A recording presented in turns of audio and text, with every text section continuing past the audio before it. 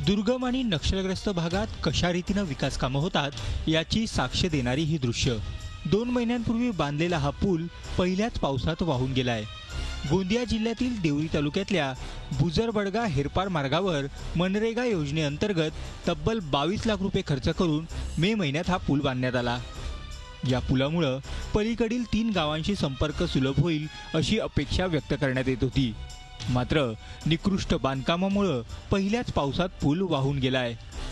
अरे भारी परेशानी, यहाँ आदमी पैदल जा नहीं सकते। यहाँ तो कोई भी व्यक्ति बोले तो क्या बोलते हैं, तुम्हारे को समझते नहीं। हम लोग यहाँ बहुत दिन से काम कर रहे, हमारे को समझता है, ऐसे कोई कोई लोग बोलते हैं। अच्छा वाला पुल होना था। ये नालाज में मतलब इसका एंटीमेंट किया है, जैसे कि जो पाया खोदा है ना वो नालाज के अंदर में है, इसलिए वो टूट गया। उसको थोड़ा लंबा लेना था। सलाखे वगैरह भी नहीं लगा, सलाख कुछ भी नहीं है, सिर्फ ऐसा लोकल बना दिया है।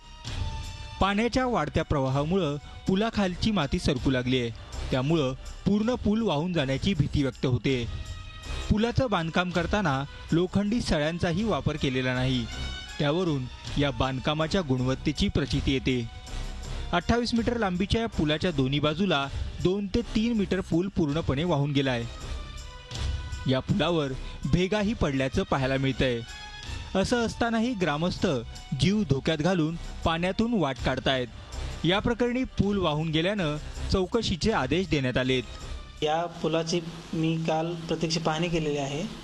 त्या संदर्भात सर्व माहिती संबंधित जेई मार्फत, संबंधित ग्रामसेवकामार्फत अहवाल सादर करण्यास आजपर्यंत सांगितलेलं आहे। ते अहवाल मी वरच्या ऑफिसला पाठवल्यानंतर योग्य ती कारवाई करण्यात येईल।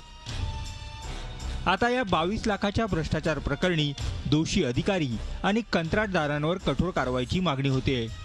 दुर्गम भागात सोयी सुविधा पुरवण्याच्या नावाखाली सरकारची कशा रीतीने लूट माजवली जाते याचं हे ढळढळीत उदाहरण म्हणावं लागेल। माधव चंदनकर, झी मीडिया, गोंदिया।